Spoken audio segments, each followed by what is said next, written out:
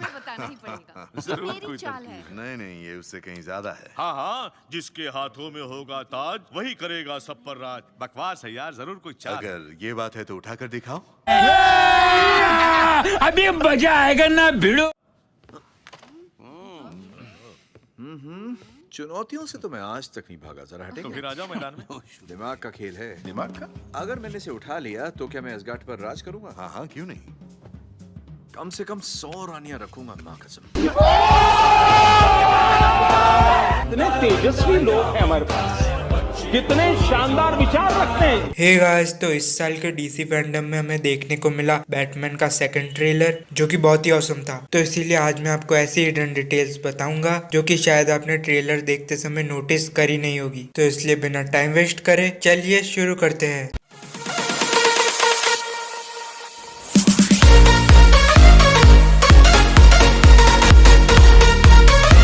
तो ट्रेलर की शुरुआत होती है एक कॉफी शॉप से, और ट्रेलर की शुरुआत का सीन एकदम सेम है नाइट हॉक से, जो कि एक पेंटिंग है जिसको एडवर्ड हुपर ने बनाया है। और उसके बाद हमें ट्रेलर में दिखता है पॉल डैनो का रिडलर, जो कि उस कॉफी शॉप में बैठ के कॉफी पी रहा होता है। और उसके बाद जिम गॉर्डन के साथ जीसीपीडी की पुलिस आ जाती है और रिडलर को अरेस्ट कर लेती है। लेकिन क्योंकि रिडलर इतनी आसानी से अरेस्ट हो जाता है, इसका मतलब ये उसी के प्लान का कोई पार्ट है। जैसा हमने डार्क नाइट में भी देखा था, जोकर खुद को अरेस्ट करा लेता है, और एवेंजर्स में भी लोकी भी खुद को अरेस्ट करा लेता है। तो हाँ, शायद ये रिडलर के प्लान का ही पार्ट होगा। और इस मूवी में जिम गॉर्डन का रोल प्ले किया है अपने वॉचर ने, यानी जेफरी राइट ने, जिनने वॉचर को आवाज दी थी व्हाट इफ में। और उसके बाद हम देखते हैं कि रिडलर कॉफी में एक क्वेश्चन मार्क छोड़ देता है, जो कि उसका सिंबल है कॉमिक्स से। और लीक्स के हिसाब से ये movie long Halloween, dark victim और बैटमैन अर्थ वन जैसी कॉमिक्स के स्टोरी लाइन पर बेस्ड होगी, जो कि बहुत ही अमेजिंग बात होगी। और उसके बाद अगले सीन में हम देखते हैं जिम गॉर्डन को,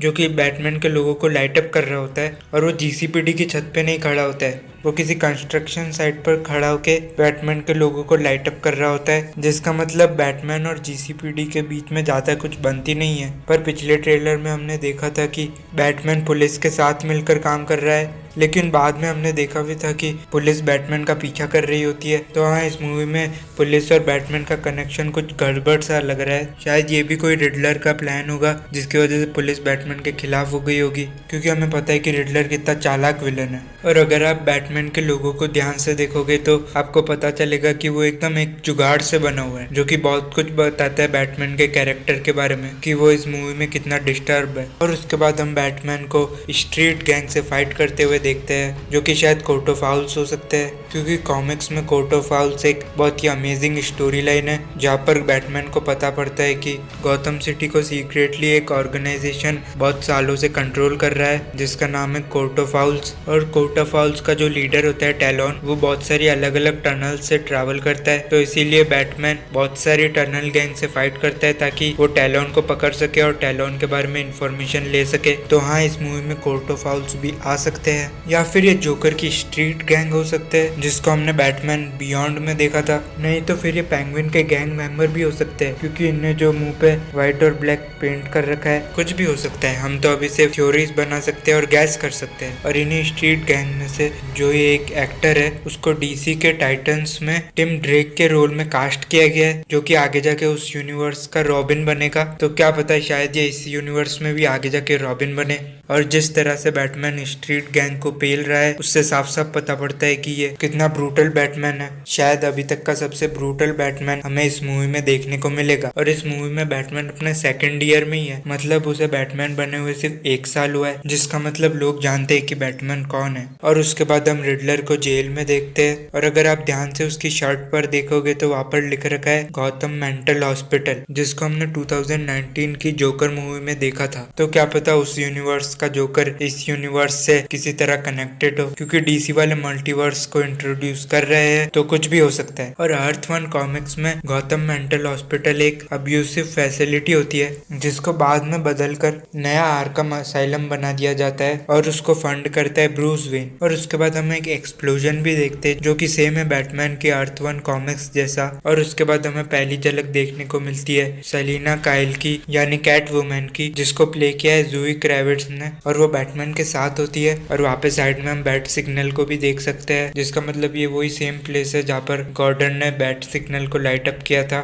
और उसके बाद हमें देखने को मिलता है ऑसवर्ल्ड कॉबलपॉट यानी पेंगुइन, जिसका रोल प्ले किया है कॉलिन फैरल ने। और अगर आपको लग रहा है कि पेंगुइन इस मूवी का मेन विलन होगा, तो ऐसा बिल्कुल नहीं है, क्योंकि एक्टर जिम फैरल जिसने इस रोल को प्ले किया है उन्होंने खुद कहा है कि उनका रोल मूवी में 15-20 मिनट का ही है। तो हाँ, डीसी वालों ने बड़ी चालाकी से ट्रेलर को बनाया है ताकि हमें स्टोरी के बारे में कुछ भी पता नहीं चले। उसके बाद हमें देखने को मिलता है एल्फ्रेड, जिसका रोल प्ले किया है एंडी सर्किस ने, जिनने मार्वल की ब्लैक पैंथर मूवी में उलिसेस क्लो का रोल प्ले किया था। और उसके बाद हम देखते हैं कि एल्फ्रेड ब्रूस वेन को वार्निंग भी देता है कि ऐसा ही चलता रहा तो तुम बर्बाद हो जाओगे। लेकिन उसके बाद ब्रूस वेन जवाब देता है कि मुझको मेरी कोई फिक्र नहीं है, जिससे हमें पता चलता है कि ये बैटमैन कितना केयरलेस और ब्रूटल है। और इस सीन में हम देख सकते हैं कि Bruce Wayne Gotham time read कर रहा है और उसके आगे हमें एक हेडलाइन भी देख सकते हैं जहाँ पर मिचेल मर्डर करके कुछ लिख रखा है, जिसका मतलब जब रिडलर ने मेयर डॉन मिचेल को मार दिया था उसके अगले दिन का ये न्यूज़पेपर है।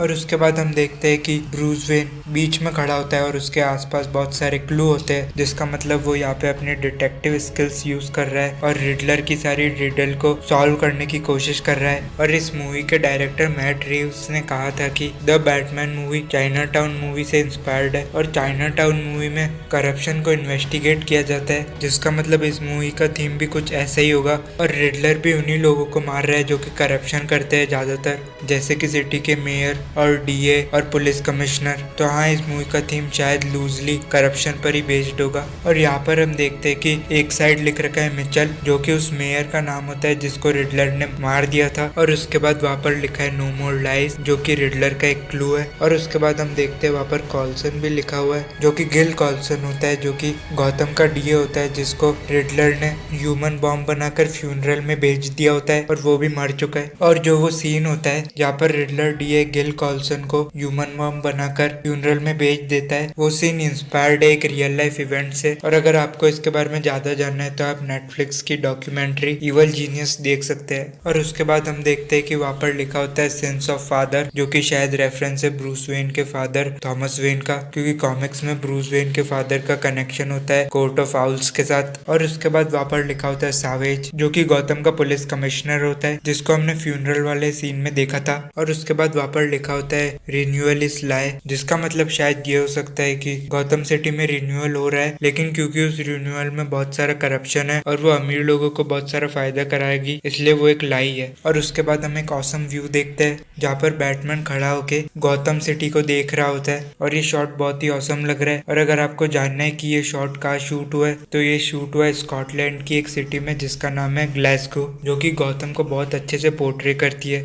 और उसके बाद हम कैटवुमन को एस्केप करते हुए भी देख सकते हैं बैटमैन से। कैटवुमन को बैटमैन से कहते हुए भी सुन सकते हैं कि we are not the same, जो कि एकदम सेम है बैटमैन रिटर्न्स की एंडिंग से।